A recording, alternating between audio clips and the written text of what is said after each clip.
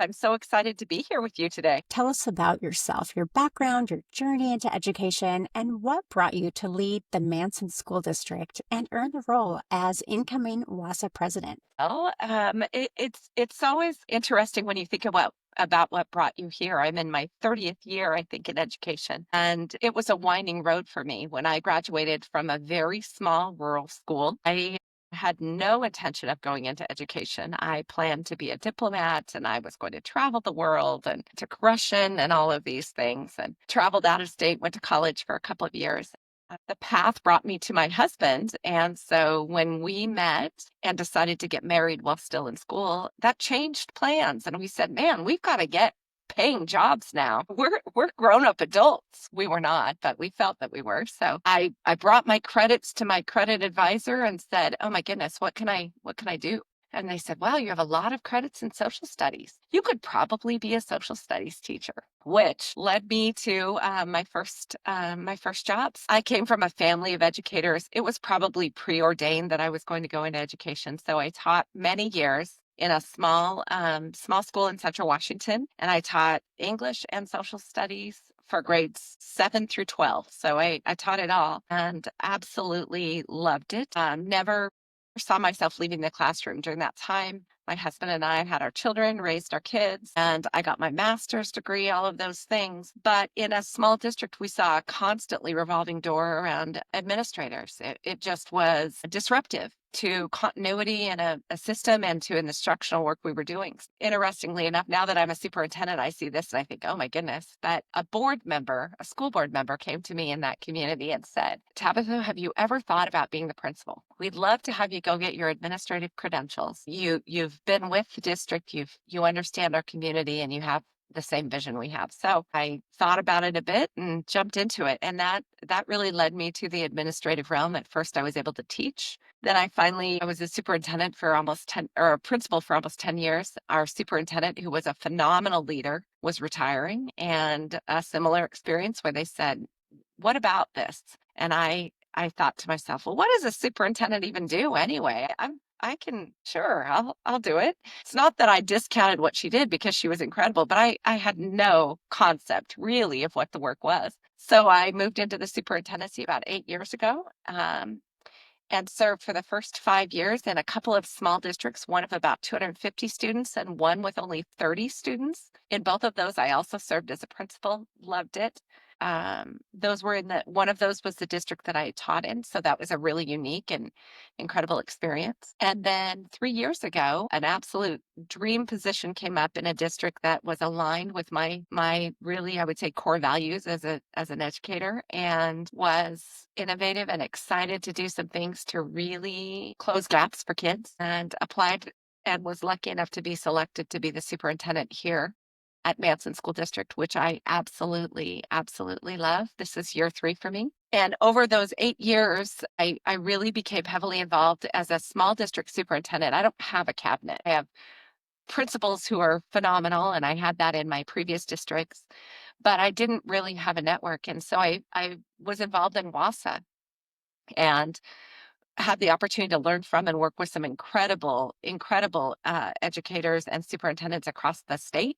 And that involvement led me to run for the WASA presidency with a real passion to support a couple of things. One is innovation. How do we really innovate in a way that matters for kids?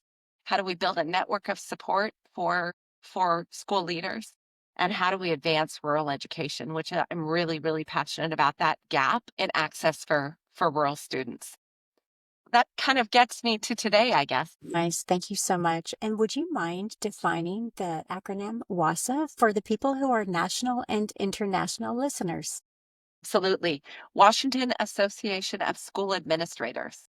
So it includes superintendents, principals, central office staff. Well, congratulations. It's quite an accomplishment, and it speaks to your leadership and your vision, as well as your heart and passion for the success of public education, which we'll talk about in a little bit. You've built a culture in the Manson School District that's grounded in mutual respect, trust, and connection. People often describe you as a listen and do type of leader. You listen deeply and then you act quickly with follow through. You're not afraid to make bold decisions when the moment calls for it, like moving to a 4-day work week. How have those habits of listening, doing, and deciding shaped your leadership and the culture of this and other school districts that you've served? I appreciate that question. I remember when I interviewed in this position, I said to the group, and I interviewed with students, staff, you know, the whole range as you do in this role. I said, I am very comfortable with change. In fact, I think I like change. And so I've had to learn that not everyone is as comfortable with that pace of movement. I think it comes for me from a sense of urgency.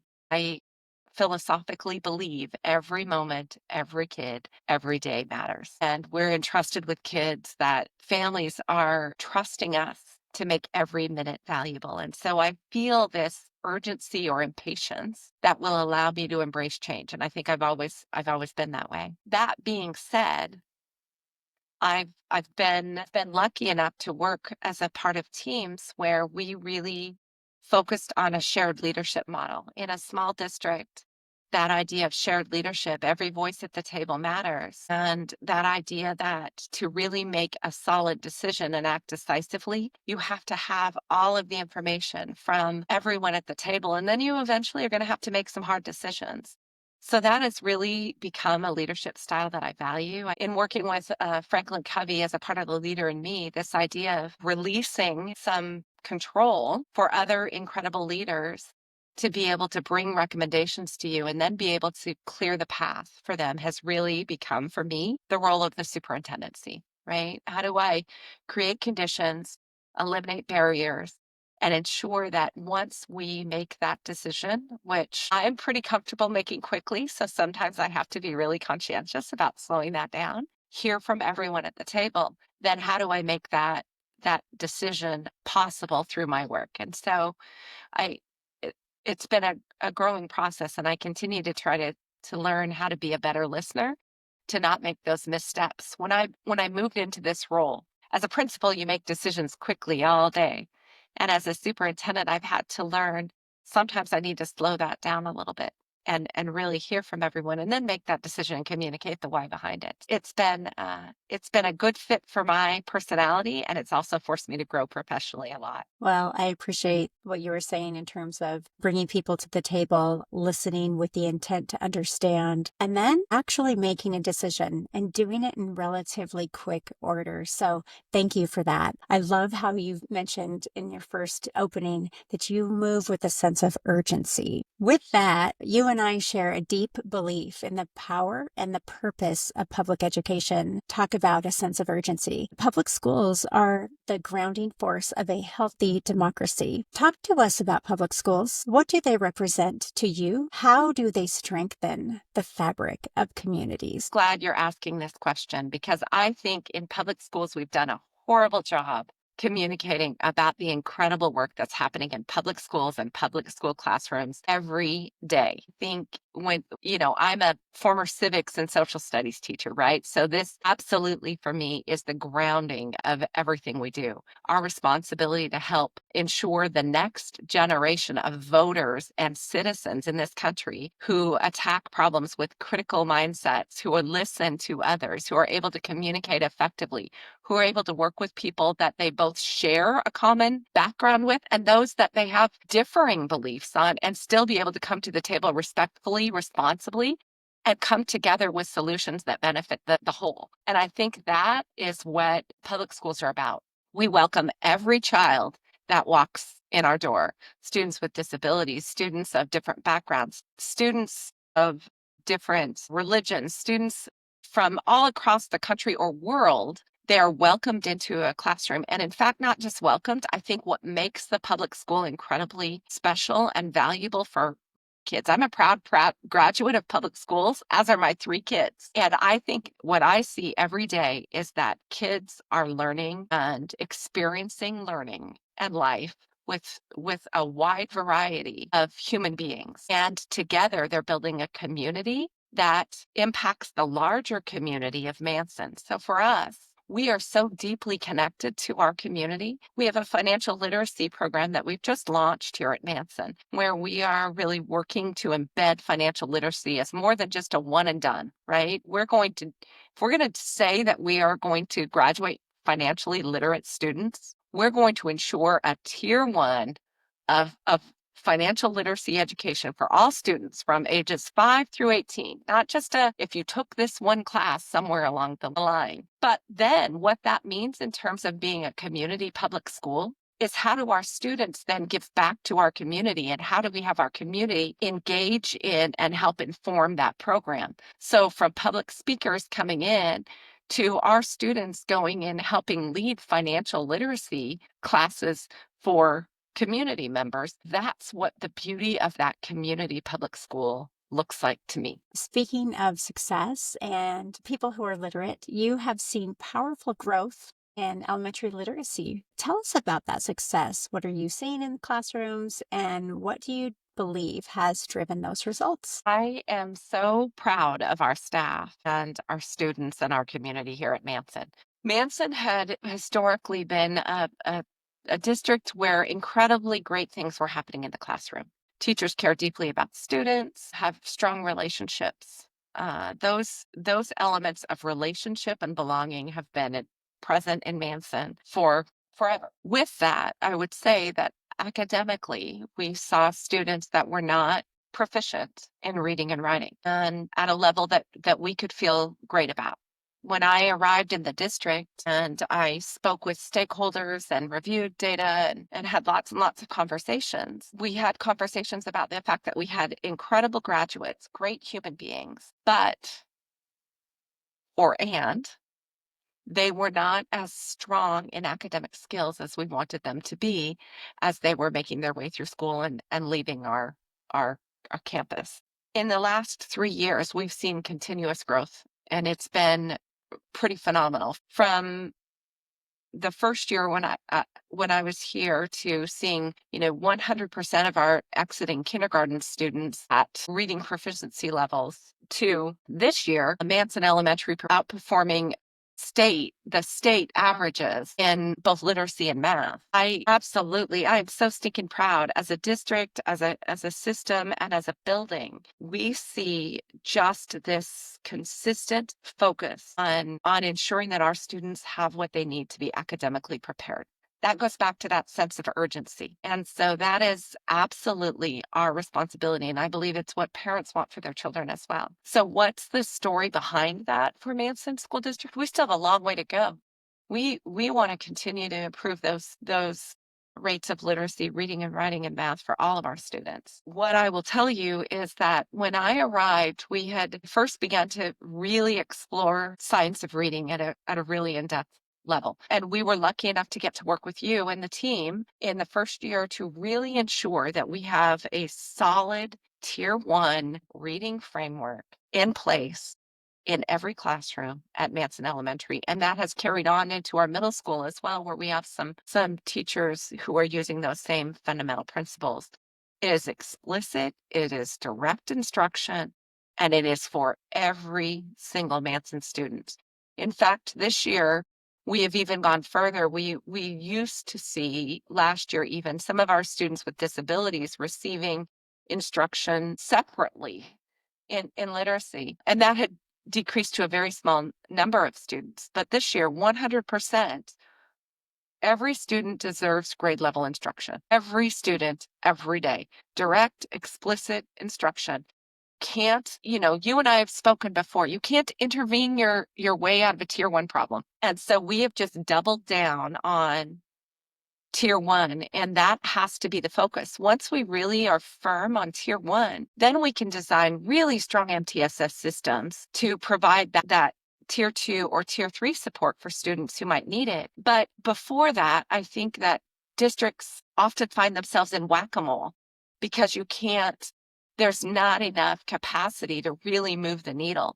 So for us, it really came down to fundamental tier one instruction, explicit, direct, research driven, This is how we're going to teach reading. I was in a classroom last week, in a third grade classroom, and we're doing the alphabet arc. And I thought to myself, I am so proud that students who are encountering new vocabulary, new reading, have rules that they've learned to fall back on to begin to decode. And that is an incredible asset for students. We want kids to love to read, and we still do all of the things that encourage kids to love reading.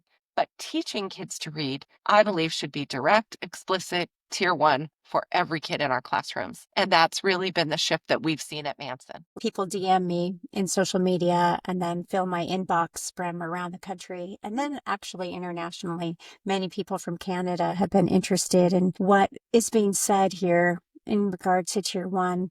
And when we had Angie Graham from the Rankin County School District in Mississippi, and she was talking about their success in very short order by shoring up tier one and providing that clarity, that generated a lot of excitement.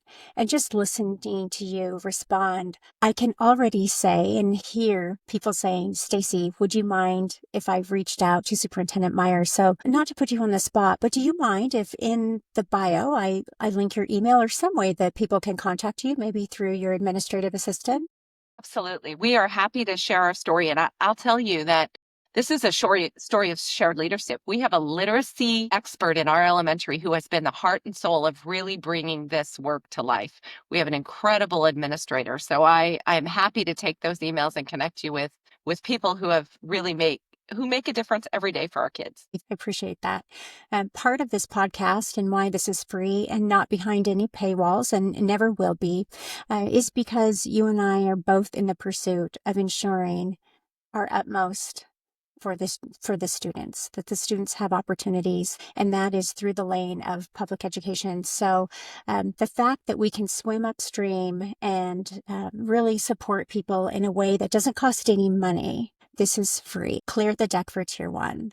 Here are some people who are experts in the field that have already done this. The pathway has been paved. It's rinse and repeat. So again, thank you to you and the Manson team for your national and then international leadership in advance. Okay, so we spoke about the science of reading and that literacy effort. One thing that I love about what I heard you say is you're talking about your educators aligning with tier one clarity, coherence, and cohesion. I know that I didn't write this in the question for you, so thank you for your spontaneity around this. But a lot of school districts, after listening to Sold a Story and having ESSER funding, that was COVID relief dollars, purchased new instructional materials. And I know that Manson was part of that you purchased Benchmark, and that is what you were using.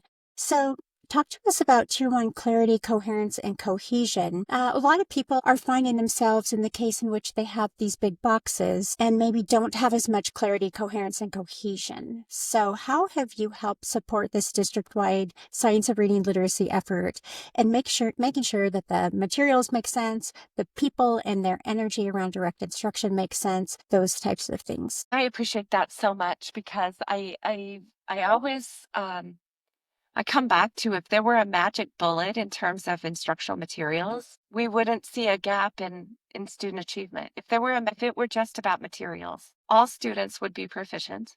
We would all have the same curriculum and we would have 100% proficiency, right? It would be easy. It's not that simple. There are great instructional materials and they reflect often your community, right? That's why instructional materials are left to this community process of selection.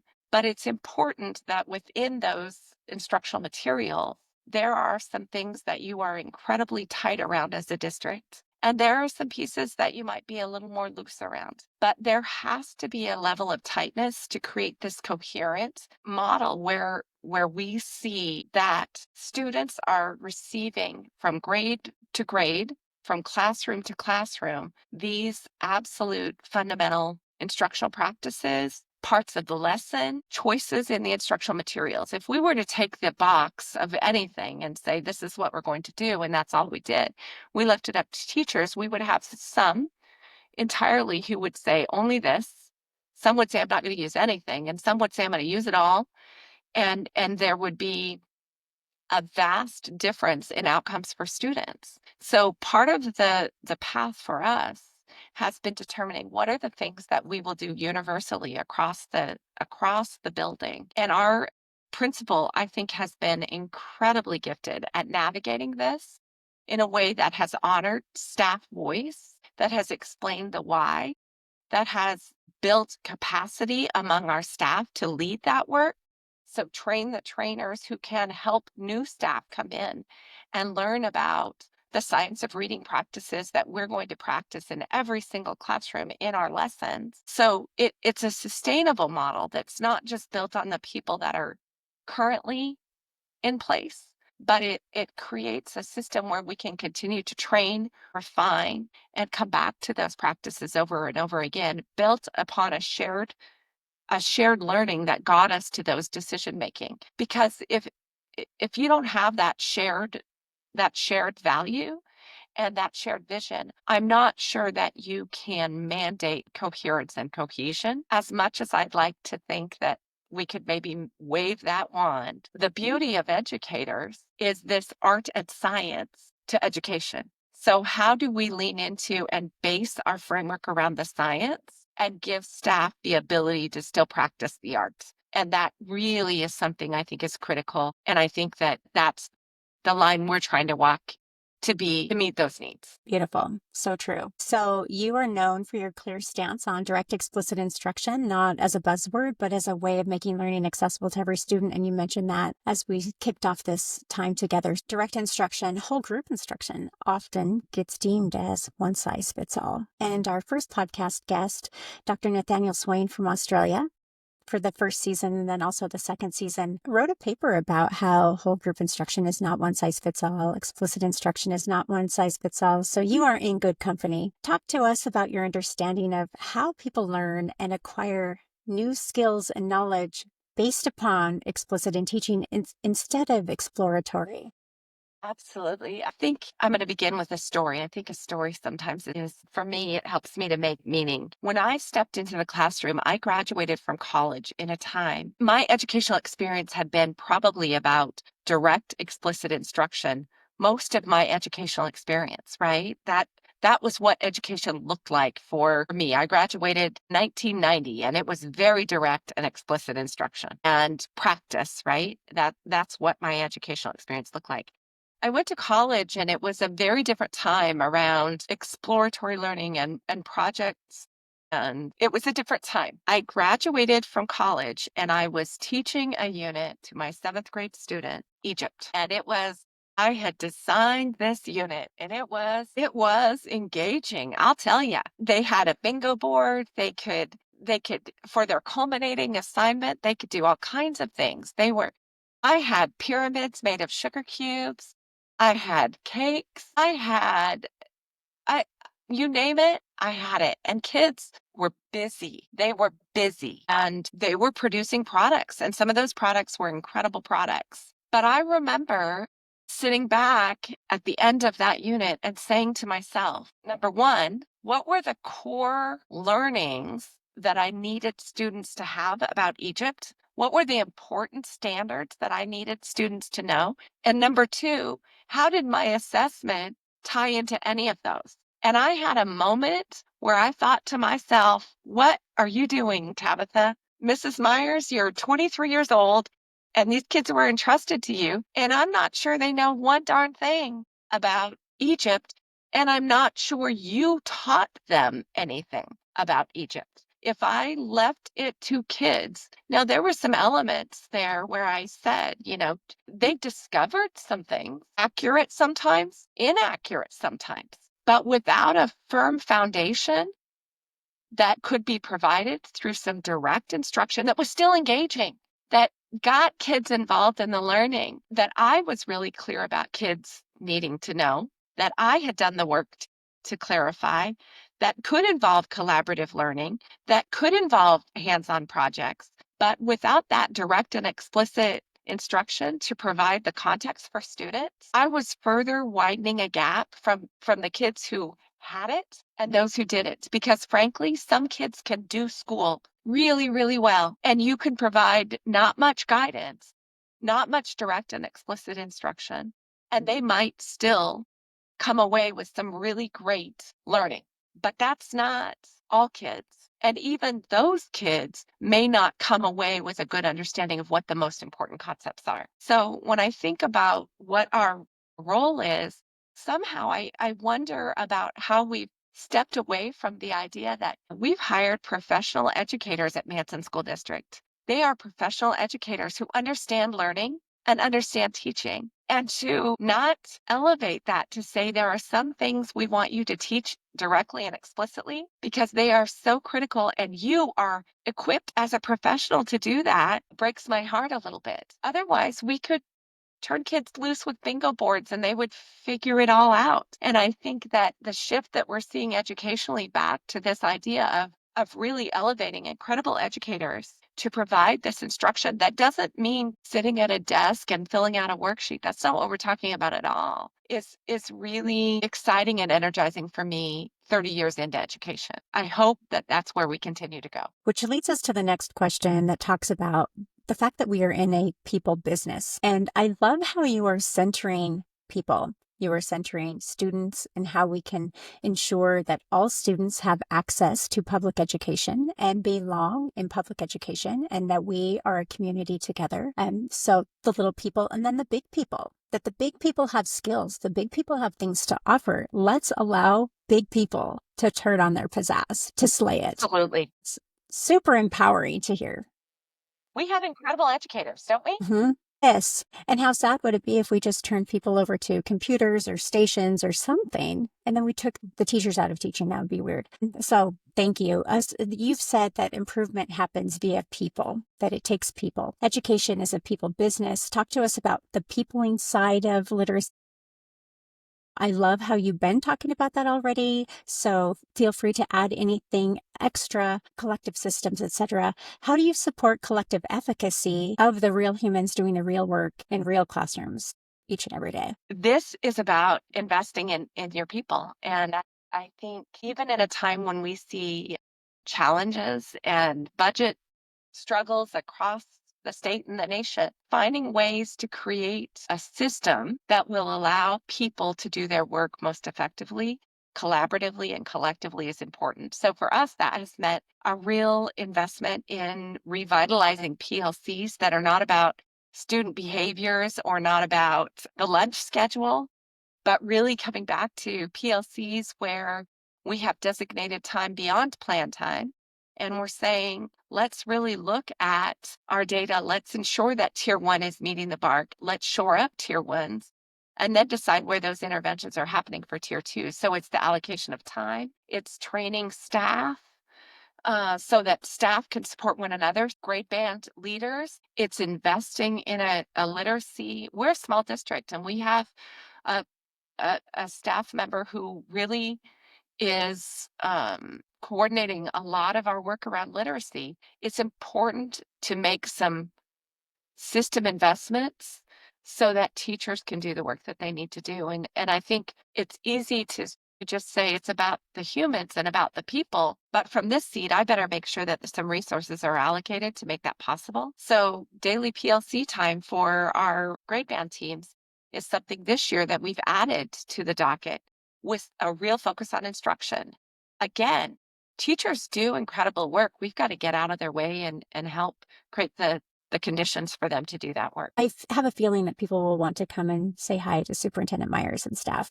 Well, we love to welcome visitors to Manson School District. We have some of the best students and educators on the planet, although they're kind of everywhere in public schools, aren't they? So we are right here on Lake Chelan.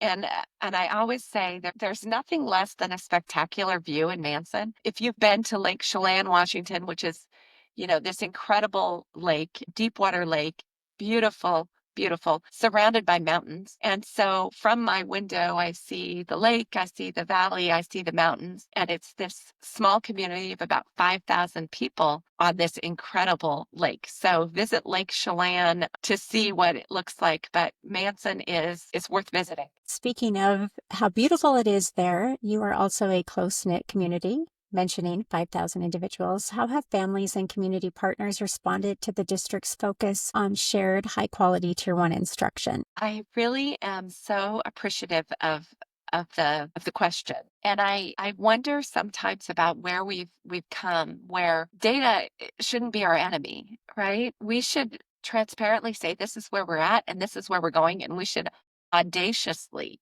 set some goals and report on those. And that's really what we've done over the last 3 years in Manson. We've said, here's where we're at. An achievement score is not the only measure of a child. We understand that. It is, however, an important measure of a child's academic readiness. And we need that front and center. We need families to know we care about your child's learning, and we're going to commit to ensuring that they have all the academic skills that they need to prepare them for whatever comes next in their life. And guess what? Families love that. They have those same goals. And if as we've been really, really clear about, this is the primary for many families. That's why they send kids to school, academic preparedness and proficiency. Now, of course, we provide for the whole child. We ensure all of those things are in place. And that is absolutely where our heart lies. But families really want to be able to trust us to do something that we are the professionals at, which is educate students. And that has meant that we have seen incredible opportunities come to us as we have leaned in and said, absolutely, we need to do better, and we can and will. And here's how we are doing better. We've seen levy passage rates that have been extremely high, even with an increased levy amount in our community. So our voters have said, we're proud of what you're doing. We support that, and we're going to continue to support that with resources because we believe you're on the right track. We've had community partners come to us and say, we love what you're doing. Can we partner on some creative project that will help advance the work that you're doing, that will ensure that we're a part of that work? And I think that success breeds success. And you see that, right? It's like in anything, it definitely continues to build energy and momentum, which fuels our commitment to stay with the work, which fuels families' commitments to support the work, which fuels people choosing to come to the district, which fuels hiring pools that are strong. It really is kind of layered, where you see this continued momentum that grows when you're able to lean in and say, this is really what we can and will do, and make those public commitments, which are a little scary at first. Which leads right into the next question. For other superintendents and principals who want to strengthen literacy at a Tier 1 level and create energy, I love how you said success breeds success. What advice would you share? What's the courageous first step that people can take towards coherence and collective success? I think there are probably many pathways. I saw a post today on some social media, which, boy, I've curated that tightly, haven't we all, to really have things that just celebrate public education and the great things happening in schools. Mine's curated well. And it was a post about a teacher in one classroom. In that classroom, students were sitting in rows and they were deeply engaged in this lesson. And in another classroom, they were sitting in groups and pods and they were deeply engaged in this lesson. It was saying there's no one size fits all approach, right? There are lots of ways to get to the path. For us, the path started, I would say, with two things. And one was 3 years ago when I arrived, it was a very intentional decision to say, we're going to focus and we're going to not be afraid of our student achievement data. We're going to not be anything other than transparent about that. That's not a reflection on the heart, soul, or expertise of our staff. It's not a reflection on how great the people are or how much we care. And it's not even a reflection on how great our students are. Instead, that data is a reflection on the effectiveness of our academic systems. And so we're going to keep that data front and center over and over again in every conversation with principals, in every conversation with teachers, in every conversation with kids, in every conversation with my school board, in the conversation at the radio station. And I think that for some time there was a pendulum swing that said, the tests are flawed, they're biased, we shouldn't utilize that information. I'm not going to argue. I believe that there are some flaws and biases in those assessments. But I'll also say it's my responsibility to make sure every Manson student can meet those standards, whatever they are. And I better find ways to get them there, flawed, whatever it might be, right? So that was number one for us. And number two was changing language around, because once we began to look at data, we said, wait a minute, this MTSS pyramid that we all love and we've been talking about for a long time, it's upside down. You can't intervene 80% of kids. And that's kind of where we were initially. We were 20% proficiency in some areas. And we said, wow, this isn't gonna work. You can't get out of that. And so leading a lot of discussions with our incredible principal teams to say, year one is where we have to start. If we can really start getting very clear about what it means in one subject area, and for us in the elementary, it was absolutely around literacy. That's where we're going to start because we believe that's the lead measure for everything else. And so it was about data and it was about changing our impression about who is most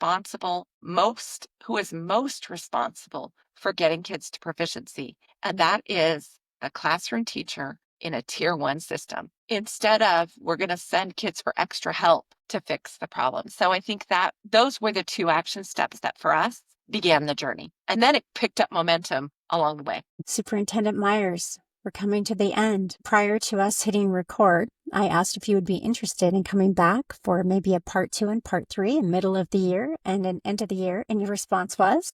Absolutely. I'd love to tell you about what incredible work these Manson people are doing. We'll follow a superintendent throughout the 2025-26 school year. Amazing. That sounds great. For everybody out there, thank you for being here. Superintendent Mires, thank you for your leadership, your wisdom, and your commitment to clarity, coherence, cohesion. You've reminded us that real transformation begins when systems honor both the science of instruction and the humanity of the people who get to teach. To our on-the-road listeners, may this conversation remind you that great systems are built by good humans, one explicit lesson, one clear plan, and one courageous leader at a time. Because connection and clarity aren't slogans, they're a way of living. If you found value in today's episode, please support this free podcast. There are no subscriptions or paywalls by leaving a good human review wherever you listen and share this episode with your educator, leaders, and friends, because together we keep this good human work moving forward. Superintendent Mires, I cannot thank you enough for your leadership, your tenacity, your heart, your vision, and I look forward to continuing to speak with you. Dr. Bain, I'm so thankful for your partnership and what you've helped us to continue to grow toward in Manson. Well, cheers to good humans educating. Absolutely. Have a wonderful day. Thank you.